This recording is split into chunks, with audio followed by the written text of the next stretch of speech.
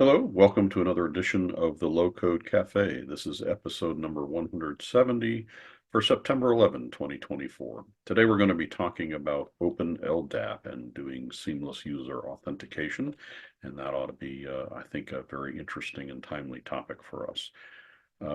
We look forward to getting into that. First, let me introduce myself. I am Dale Warner, Head of Support for PlantNAP, and joined today by Patrick Anderson, Technical Success Manager for PlantNAP. He keeps me on the straight and narrow. So let's get into it. The Low Code Cafe is an event that we do every Wednesday at this hour, 10 a.m. Central Time, and it is a bi-weekly, every other week event. And so we do some great preparation and then prepare and provide updates and demos and hands-on low coding. We record all of these and put them on YouTube, so you can see them at youtube.com/plantanap. We do encourage you to subscribe and hit the alarm bell so that you know when we post new content week by week. Today's agenda, I'm going to talk a little bit about from the trenches of support, but mostly we're going to get into hands-on low coding. But do engage with us. You can use the chat window or the question and answer form.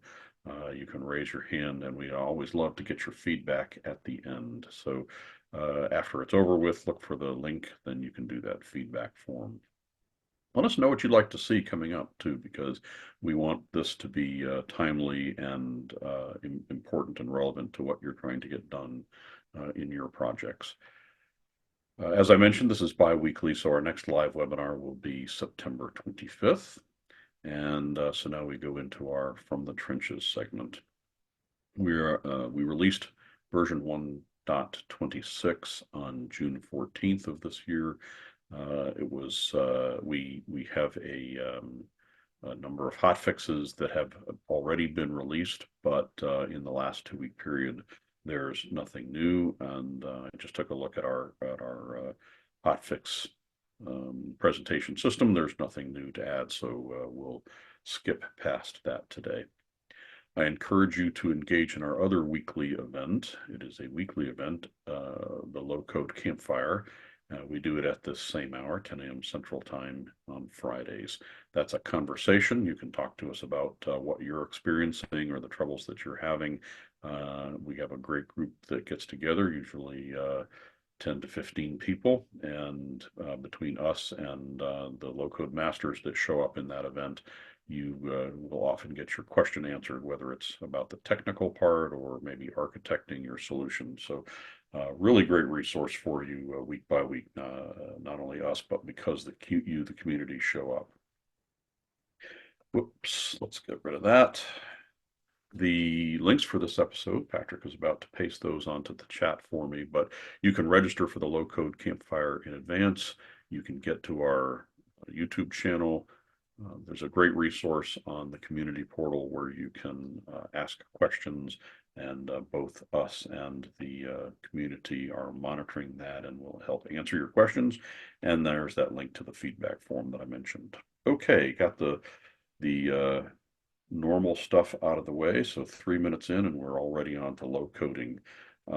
Today we're going to tackle Open LDAP. So first, introduction. What's the goal? When you get done with this, we hope that you understand how to install and configure and implement Open LDAP on the PlantNAP platform.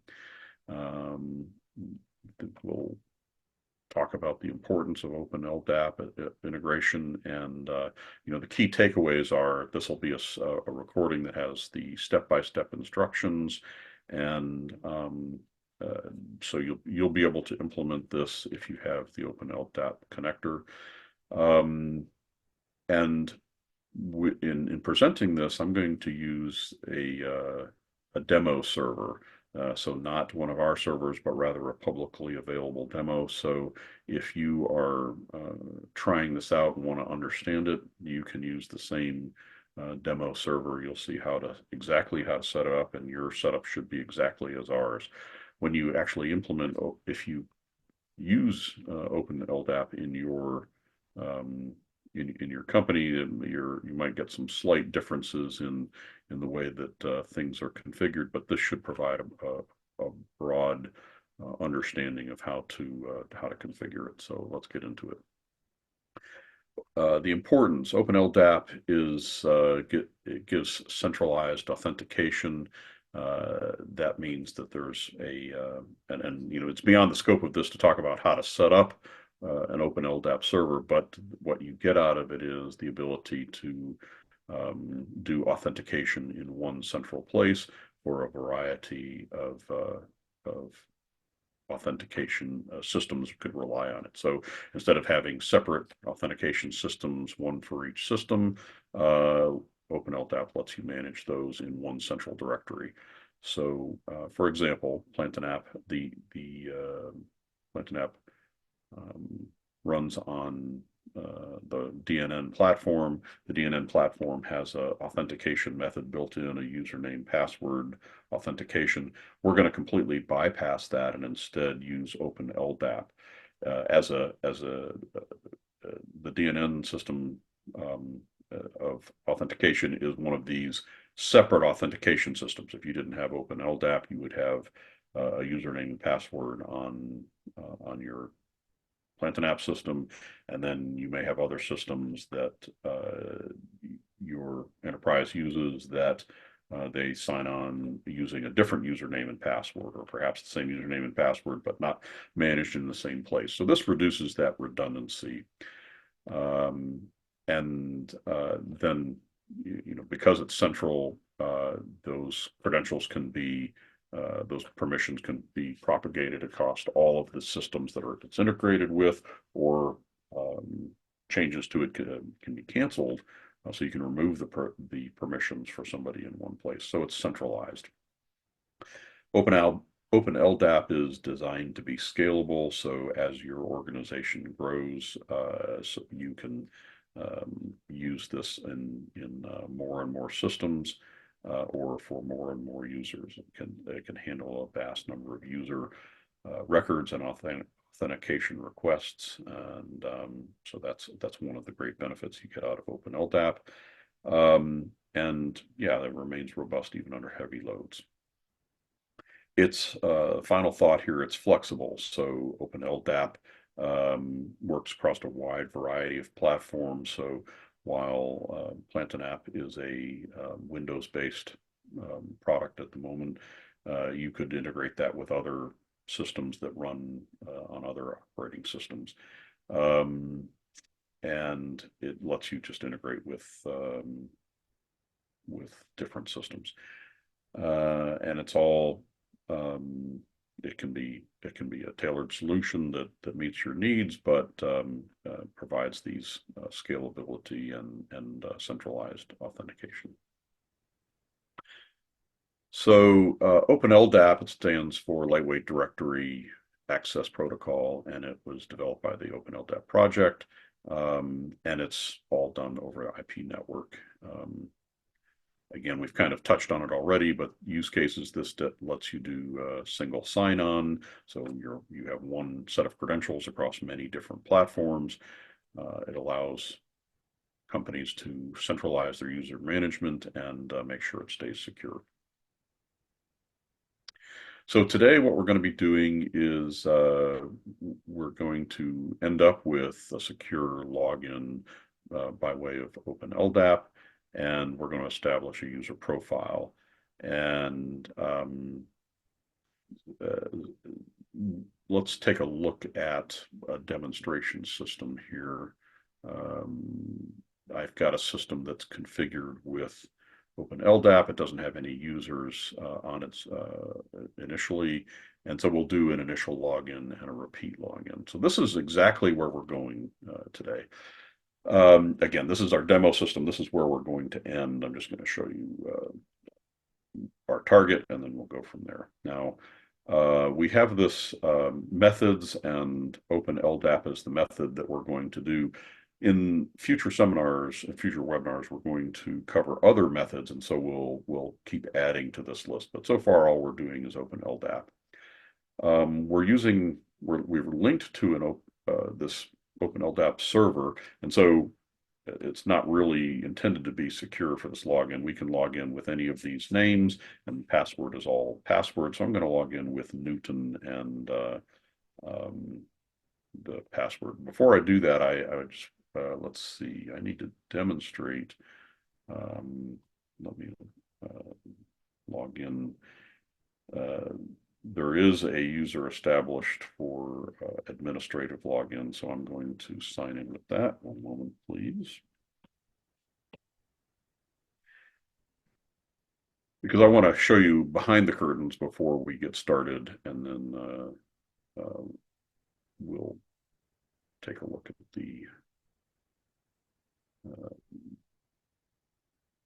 the impact of Open LDAP. So there are no users, no common users in our system. If I actually look at the DNN platform users, you can see that we have a couple of super users defined, and so that's what I'm using to sign in and show you this.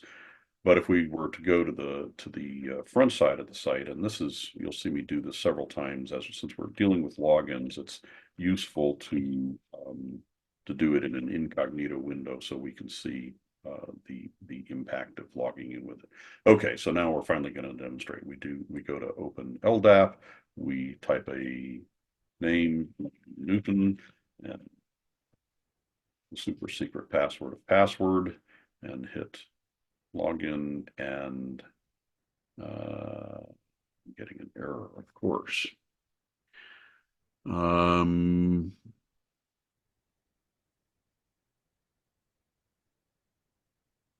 I'm going to try that one more time, and then I'm going to abandon this and just say we'll try and you won't see the end result. Oh, I'm sorry. It did get me signed in, so that's interesting. We had some kind of an error in our code, so that's but it does have me signed in as Isaac Newton, and so the login part of it worked regardless of what that error was all about.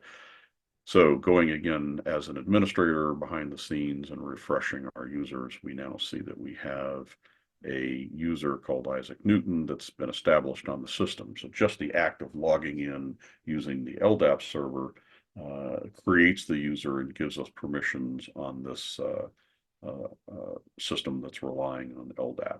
So that's kind of where we're going, letting people log in using this. And so let me move this back out of the way. And so that's the target. So we'll spend the next 50 minutes going through how to get that all set up. We're going to start by we have to install the Open LDAP connector. That's an optional add-on to PlantinApp, and so we're going to install it, and then we'll do the required credentials and parameters, and then we'll test it. So that's our first step. I have a demonstration site. It's a PlantinApp site that I'm logged into as a super user, but it's basically empty. We have nothing except an empty home page and the configuration page. So we're going to go into configuration to get this process started. Let's see, clear out some of this stuff we don't need right now. All right, so you can tell whether or not that you have this installed by looking in your updates. Notice I'm using version 126, our most current release as of this recording. We look in the listing of updates, and I'm going to search for it, open, and it's not there. Open LDAP would be listed here, so we'll go about the effort of installing it. I'm going to do that. We can do this on our hotfixes page, and let's see, there's a lot of hotfixes that when I spun this up, I just did this just before this meeting. It does not I haven't installed all the hotfixes, and unless it's necessary, I don't plan to. So let's get this URL that we need to install. So if you license to the Open LDAP connector, you would get this URL. I'm going to say install from URL and paste it, and this will install it for us.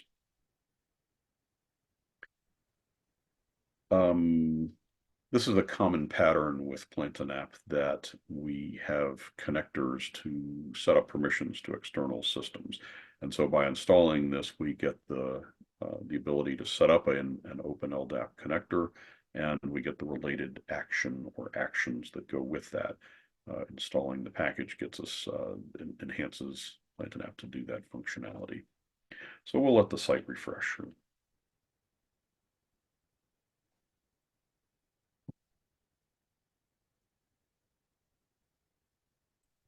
Part of what we're going to get into in a minute is configuring this connector, and the configuration, there's if you were to follow along with what we're doing and talk to the Open LDAP, it should be exactly as I have it recorded here, at least unless they make changes on their side. If you're going to implement it on your site, there might be some experimentation necessary to get that done. All right, let me find my background here.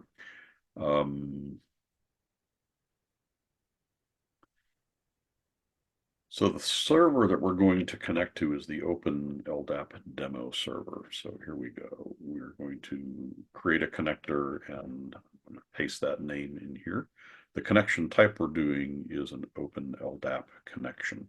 That connection wouldn't have been there until we installed that add-on. So the user DN, and you can look at the help for these things. These are the parameters that are required from Open LDAP to connect to whatever your server is. And so through a little bit of experimentation, I've found that the parameter that we need to connect to this particular server that we're doing is this string here, where we're specifying a UID, a DC, a couple of DCs. The password is this, again, super secret password, all lowercase. But this is, if you go out to their site where this is set up, which is the formsys.com. I'll post a link to that. I'll put that as part of the YouTube video. But we're pointing to their server. In your case, when you're actually setting this up, you're going to want to point to your server. And then you have to specify a port. So this is where it's going to talk to. This is the port it's going to talk to on it. And the default for LDAP normal setup is 389. With this, we can save it, and then the next, my password manager was trying to remember all that stuff. You won't see that pop up. The next step is to use this green button to test the connector. And so we get a connector test successful. If we'd had a wrong password or a wrong content, I'm going to just put a wrong password here just to demonstrate that when you test the connector, you would get a message like, the supplied credential is invalid. So you're going to want to work with it until you get the connector to connect. This is just proving that it knows how to connect so that when we actually get into a login scenario, you'll be able to use it. So we get our success message, we're good to go. So we've, I think, accomplished our first thing. We installed the connector. We provided the credentials and parameters, and then we tested it and it's successful, so we move on. We're gonna do a little bit of setup work so that we're set for today, plus future episodes. We've got this home page and the login methods page, and we're going to start a LDAP test form on that page. So let's get our basic background work out of the way.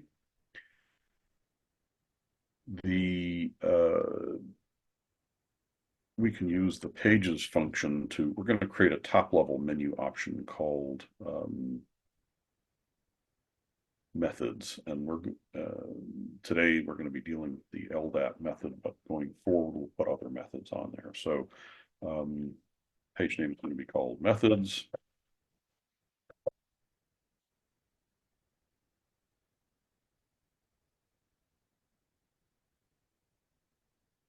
And we want to make this page available to everyone. It's going to, even people who are not logged in on the system, because they're going to need to be able to access it in order to log in.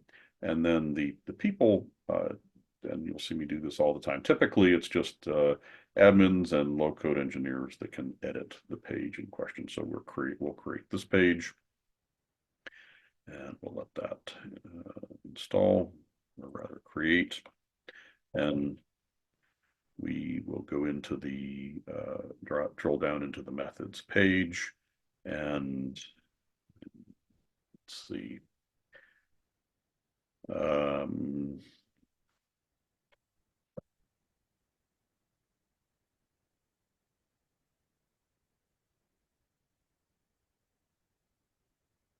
I am going to now create a subpage on methods, and this one is going to be called the Open LDAP page.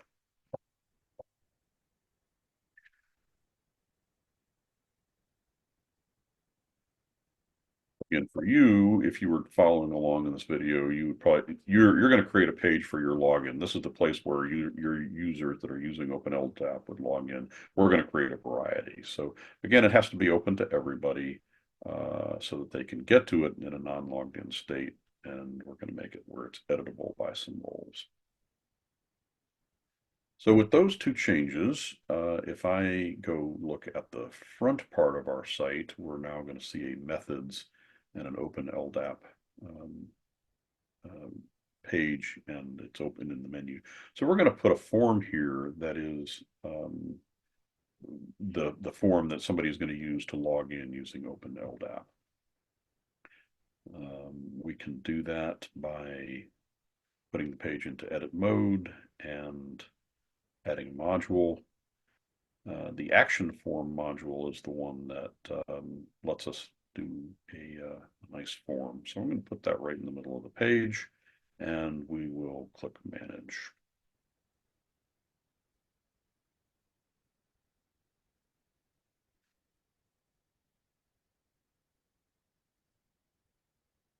We want to do it as a blank form so that it's just unconfigured for us, and we'll set it up right now. So this form is going to have some, let's see, I have a couple of preferences, and among those is always naming things. So this is the login by Open LDAP form. You can call it what you want. And I like my labels on the top, so we'll do that. So we're going to ask for username and password. And those are the fields that we're going to add. So we'll add a first one that is a, and you could do these as text fields. We also have a username field type, which is kind of pre-configured to ask for usernames. And then we also have the password field type, and that's useful too, because the password is hidden as you type. So as we do this, we'll have one that's, again, it's just called username. I'm going to just improve the, yeah, we can leave that username. And because this is a demo site, I'm going to, on my short description, add a hint. This is just to remind anybody that's using this that they can actually log in using this form, using these usernames, right? Riemann, Einstein, Newton, all will work. And that's it. And then the next thing is we'll have a password type field.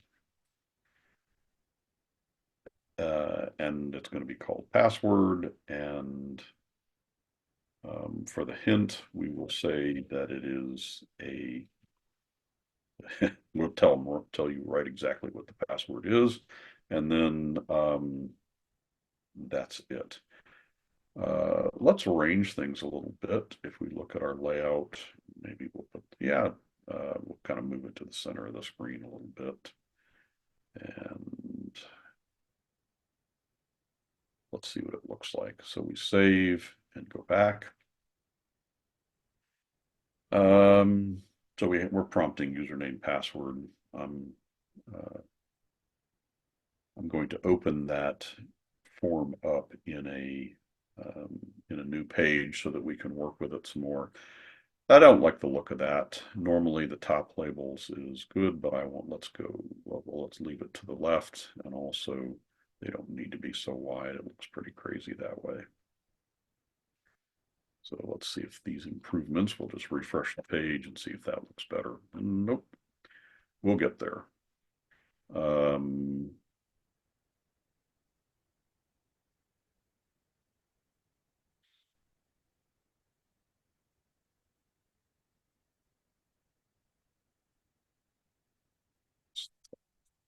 right, and we'll make these a little bit wider, and I think we'll be where we need to be. A lot of this is style, and you can make it look the way you want it to. Okay, we got username, password. It's not exactly centered, but we can live with it. So the goal is that they'll be able to fill this in and hit login and go, and they'll get logged into the system. So we need to create a button to do that login. So we will go back to our fields, add a button. Instead of calling and submit, we'll say log in, and we'll be putting actions on here, but at least we can get the layout correct. And put that right underneath.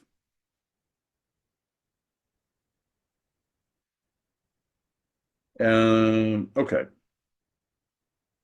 let's see where we are in the process. We have defined a home page. We've created a login methods page, and we've got a basic form that has a username, password. We can check our security too. I'm going to use this URL and come into it in an incognito window, and we find that we can get to the page no problem as an end user, just that doesn't do anything yet. Great. Let's move on. So the first, and this is probably the main thing, just implementing the login button. Once we do this, your users are going to be able to log into the system. So we'll put in a button. We've already put in the button, but I'm going to add a little protection logic here to the button, and then we'll configure the user login action to get that done, and we'll test it out. So we have our login button. To keep me out of trouble, there's no this login, there's no reason to be able to use it if you are logged into the system. So I'm going to use an expression here on enable conditionally that says if the user ID is equal to nothing, then this is enabled. This is just a way of making sure that if I do this as a logged in user, if I somehow get to this page, it's not going to let me log in. And this is going to keep me from accidentally logging into it during the session and losing my super user status and becoming Newton, for example. So we'll only be able to use this if we log out or if we go to super user, excuse me, incognito user. All right, so that is, we got the first step, we got this conditional. And so now this is the main thing that we want to get done today is configuring this with this action that's provided by Open LDAP. So as we log in, we go to the login button, there are this on click handler. This is where we're going to work. The action that we get is, and let's see if we can find it in the list. Probably is user management. Oh, I don't know where to find it in the list. Well, let's see, connector.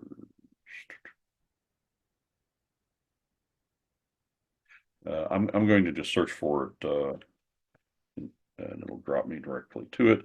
So there's this user login Open LDAP. That's the action that got added when we installed the connector.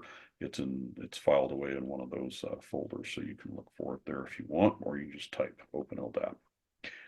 It tells us exactly what it's going to do, and among the first things that we need to do is to configure a service connector.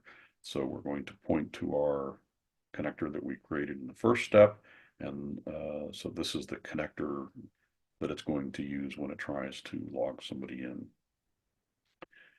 We have some other things that we need to fill in, and the first one is this base DN. Through experimentation with our particular server, this demo server, I've discovered that you have to provide DC equals example, DC equals com, and this is just understanding, reading the documentation of your server and or doing a little bit of experimentation.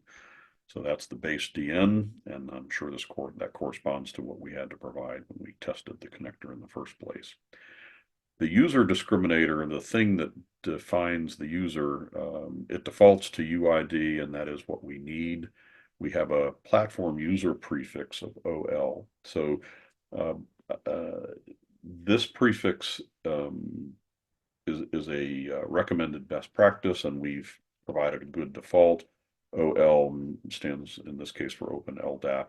But the idea is that when users get created on your system, it's going to prefix whatever their user ID is, like Newton, with an OL dash, so that you can identify this is somebody that comes from Open LDAP versus if you give username and password login rights to somebody outside of the Open LDAP, it discriminates between one and the other. So this action is going to perform the login, and so it is going to use, this is the value of selecting a username field type. It shows up here automatically in a selection. We can just select it. Same with password. We can just pick the field, and that corresponds to these fields that we created earlier, username and password. If you used a text box, you would have to switch this over to the expression value, and for example, you could do it this way. Just use a token to bring in the username, but I'm going to leave the field types, just use it selecting that way. You can select either way. And that's pretty much all that we need. By having that much, you'll be able to log in. So let's see this at work. I think that's it. Yep, testing our functionality is the next thing. So we have this form, and again, we're going to have to open it in incognito to be able to work with it. And so we'll type Newton and password, and it logs us in. We didn't tell it to go anywhere, so it's coming back on the same page. But if we click up here, we can see we're logged in as Newton, and we have the ability to sign out if we want to. If we signed out, we could sign in. Because we're no longer have a user ID, it gives us this. We can sign in again, and so if we could pick Einstein.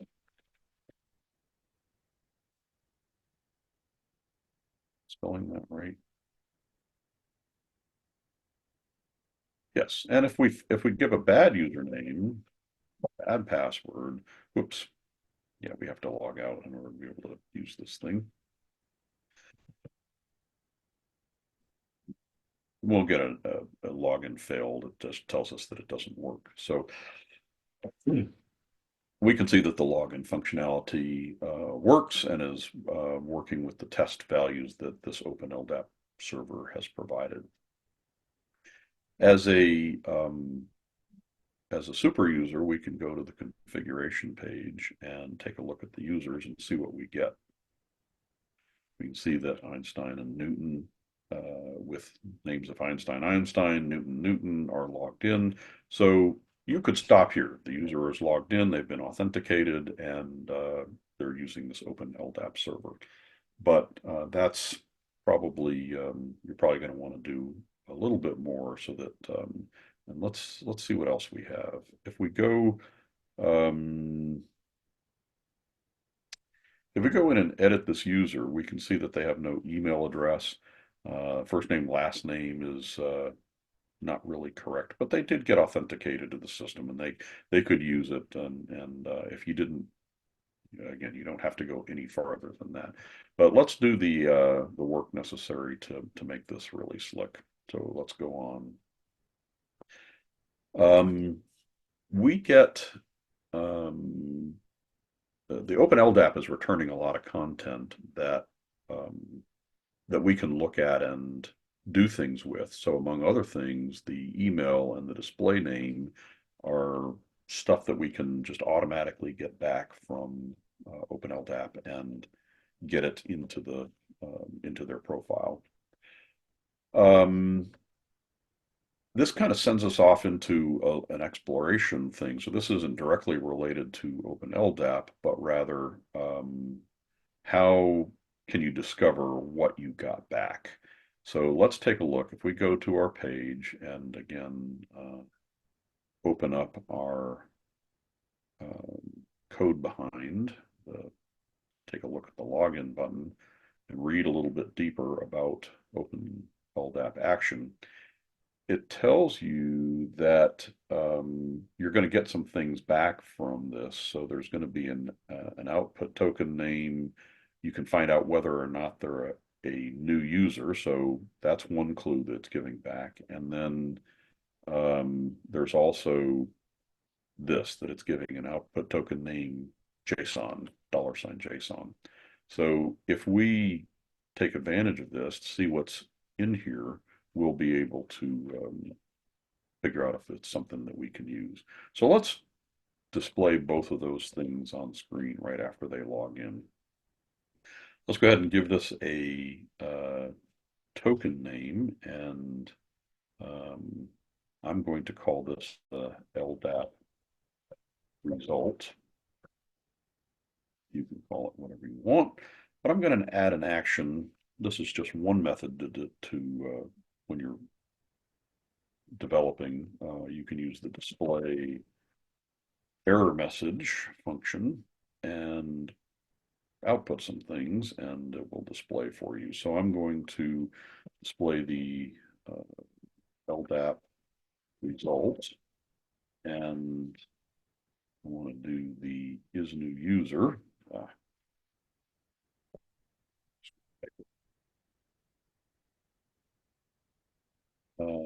Token, and so we should get a true or false depending on whether they're a new user. And then the other one is $JSON.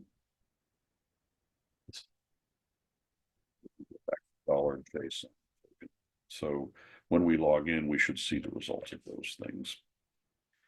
And then when we know what's there, we can work with it.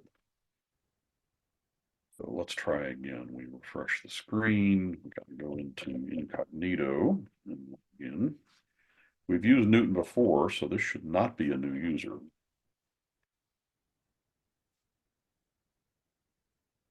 And we get some get some stuff back. So first we get this is new user indication of false, so that's what we would expect. And then we can see all the things that are coming back from Open LDAP. So we have a username, we can see LDAP attributes, we can see organization person. This is a little bit hard to read in a flat style, so I'm going to bring up my favorite editor, but there's lots of tools that allow you to format JSON and look at it in a nice way. So we can see within LDAP attributes, there's these things. SN is looks like the last name. There's a CN. We get an email. We get a mail, which is the email address. So we can start to take advantage of these properties.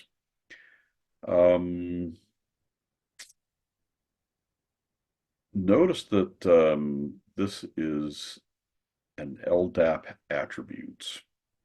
And if we look at, I'm going to close this out. We'll do it again here in a minute, but we go back to our button and open it up, and it says that in our user login action,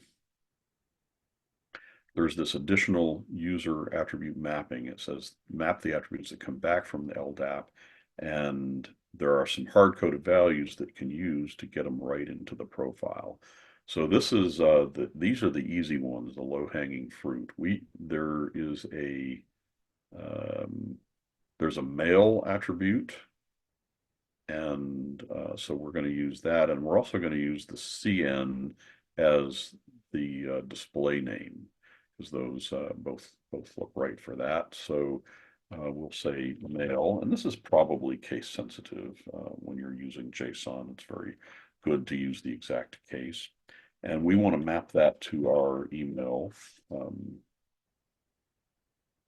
user profile attribute name of email.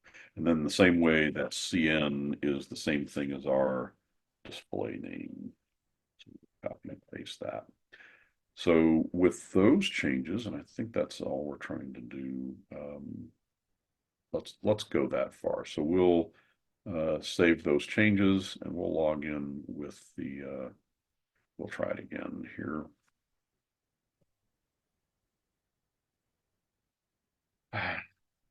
We'll this time we'll log in with Freeman.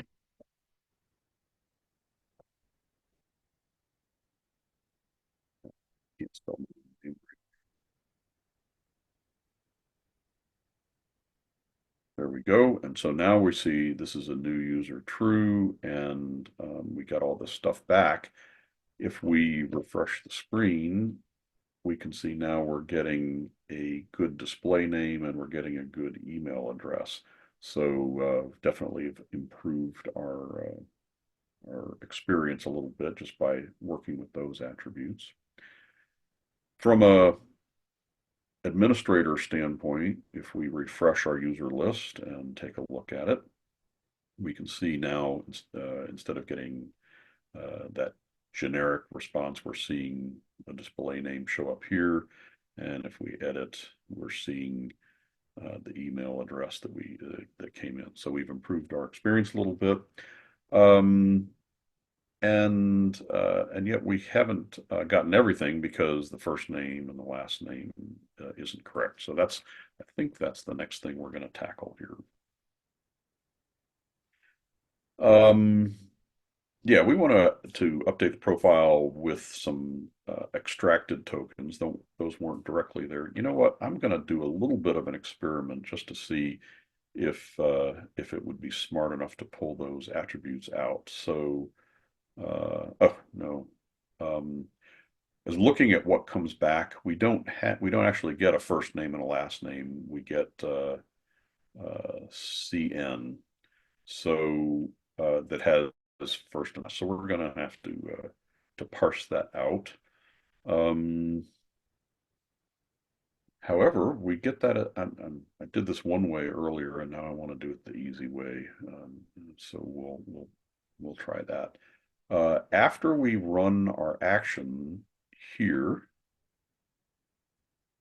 the CN gets put into the display name of the system. And when we come down here in our displays, if we display user colon display name, I think it will be available to us to work with directly as that token. So let's try that.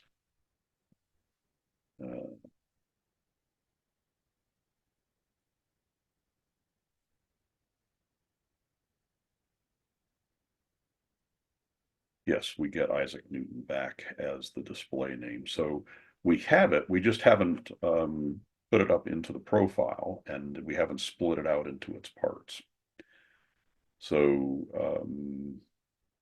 and as a user, you can use these profile and preferences to get to the first name, last name, and set your own. That's a DNN platform capability. So it's not split out yet, but we know what it is, and we can use it to do that. So there's any number of ways to split something to take Isaac Newton with a space between it and parse that into first and last name. But I'm going to take advantage of some hints that we've provided on campfire.plantandapp.com. There's lots of techniques available that we've developed, and as a local developer, you can get access to to this, or you can do it in any number of ways. But there are many contributions, currently just under 100, that do a lot of different things, and I'm going to search for them, but there's one that's done called get content before and after a delimiter. So I'm just going to implement this same functionality from here onto our website. So first of all, we can see it at work. We have a sample string 1 as text and a delimiter of a dash. If we push the button, we get this side gets the before, everything before the dash. This gets everything after the first dash. And if we use a different delimiter, for example, of string, we get sample and -1. So this just lets us split something apart pretty quickly. I am going to implement this by getting the workflows involved. I implemented this as workflows, so it's the get content before delimiter, get content after delimiter workflows, and so I'm going to just download and install these. So here's the before delimiter one, and here's the after delimiter one, and we're just copying them. So I've taken advantage of Campfire and then put that away and go to my site and go to workflows and import those. So here's the first one. And so that gets us the content after delimiter 1, and then we'll import the other one. And I'm using the Windows clipboard, by the way. Oh, really? Did it not copy both of them? Yuck. So I closed things too soon. Let's get it back here. We need the before one. The content before delimiter.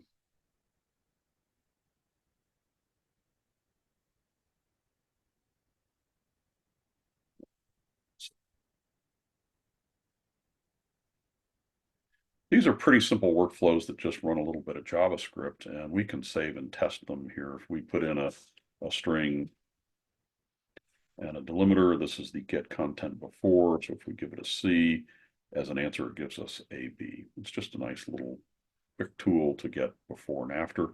I'm going to implement this by way of tokens, so that makes it very easy to parse things. And so let me find my keep the same name as I did with my other tokens here. I'm going to add a namespace called utility and create my first token. And the token is going to be called get content after delimiter.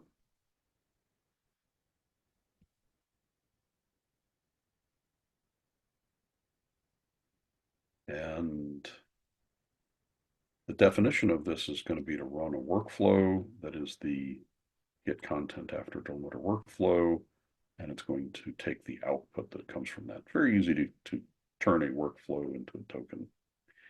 And so if I save and test this now, we have,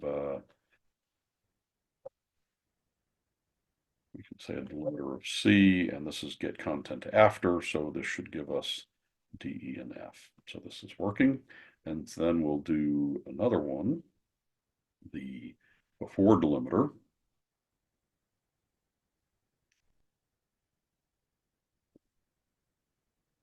And we will have it run the workflow, get content before delimiter, and still output the result, save and test it. And if we run it against value with a delimiter of L, we get VA. So this gives us we now have taught Plant and App how to get stuff before and after a delimiter. It's very readable, if maybe a little bit long words, but at least it's there and ready to go. So I'm going to copy this pattern, and we're going to use this in our next step.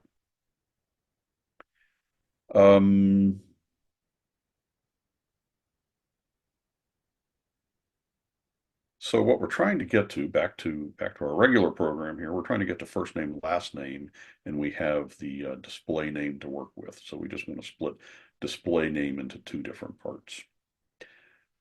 We do that in our login button. After the user login, uh, at this point, we've established that the display name, which we just used here, has this as part of it. So we can use a create update token to do the work of splitting display name into two different pieces. So what we're trying to get to is first name and last name. And how we get there is through this new token that we just created, and I copied and pasted. So there's the before delimiter one, and we're going to take as the value that we want. We're going to use the user colon display name. And use a delimiter of space. And so everything before the first space is going to be the first name. And then we'll do the same thing, but using the other one. And so that's the after delimiter. And so display name space. It's going to give us everything after. So now we're going to have first name and last name as separate tokens. In our first iteration of this, let's just display these.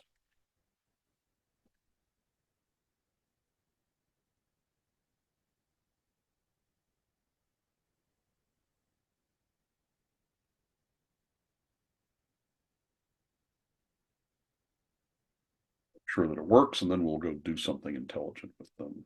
So again, using this login functionality,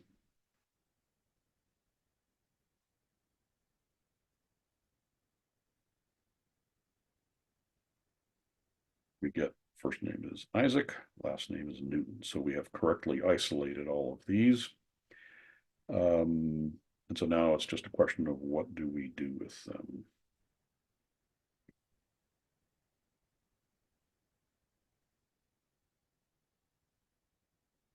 OpenLDAP has an action called update user profile. So if we go into our login and add in profile and find it for us, update user profile, and I want this to be above this error message that we're displaying.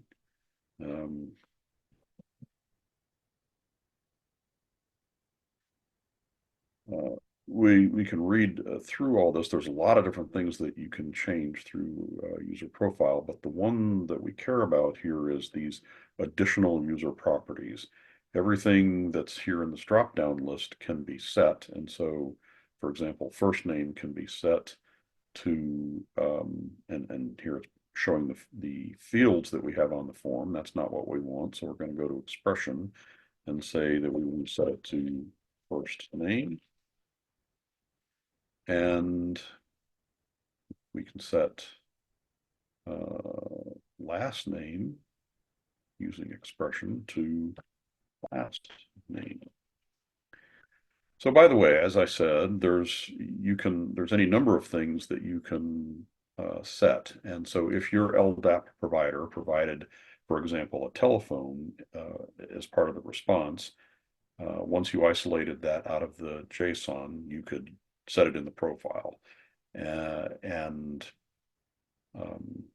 so anything that I encourage you again to look at what your LDAP provider provides, and then based on that, you can use that to establish what you want to map into DNN so that you more personalize the experience. We don't have that, so I'm not going to do that. But we did get first name, last name, and we're able to put that into the profile. Notes that we're doing this every time when they log in, whether it's the first time or the repeat. So by updating it every time, this means that the user experience is going to be if the username got changed, somebody got married and a last name changed on the LDAP provider, that the first time they log in using their credentials, it's going to update the user display name and last name on the on this plant and app system. All right, so let's save that much and test it out, make sure we got it to work.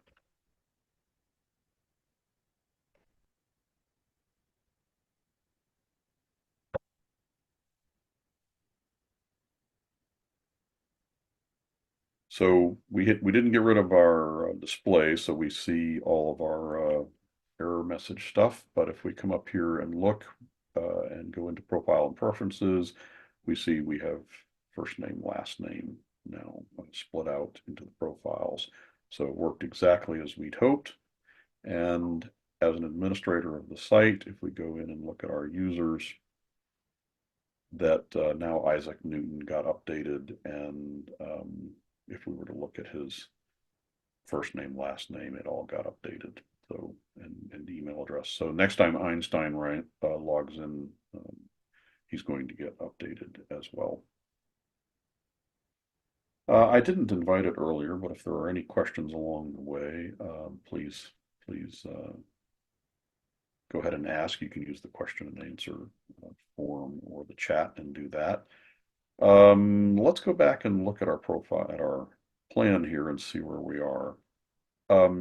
Yeah, we're right on track. We have gotten everything to work correctly. So let's remove our display error message. We can just false this out so that it will no longer do that. And then maybe the thing we want to do is after somebody successfully logs in, we want to send them to the home page.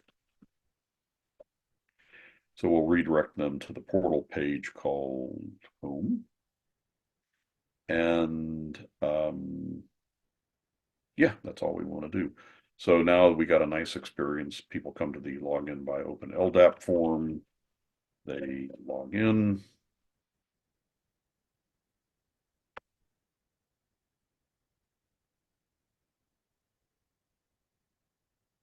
They get redirected to home. If we see now we've got first name, last name, email address all nicely done. And so I'm going to leave that logged in here for a minute. We could go to the home page and add a nice display for them, for example, that welcome thing here. So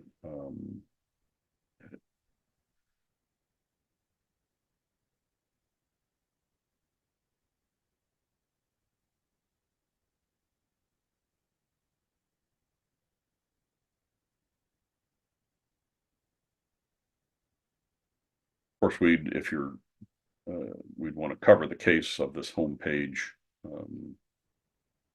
And then, I'm sorry, I'll finish that thought. We would want to cover the case of this, if the user isn't logged in, that it doesn't say, hi blank or whatever, but we're just moving quickly here. With a HTML, you have to tell it explicitly that it's okay to evaluate tokens. So we'll say replace tokens and update, and now we get hi blank here on this page. But if we go back to our page where we just logged in and we say home, it says hi Albert. So we can now start to personalize the experience for the user. Great. So with that, since we've got our main objective done, I just wanted to point out a couple things about soft delete, hard delete. If you delete out a user from this, for example, if we delete Einstein out, we can say we have the ability to soft delete a user, and this puts them into a spot where they are deleted but not removed from the system.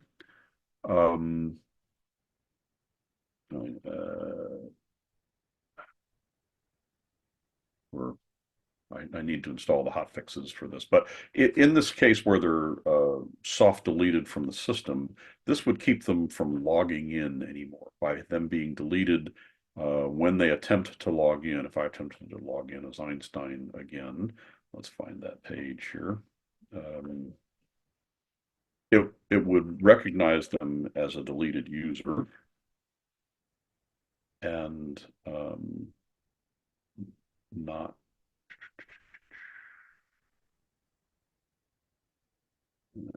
open that home page up, so I need to do a better job here where I am. So we try and log in as Einstein.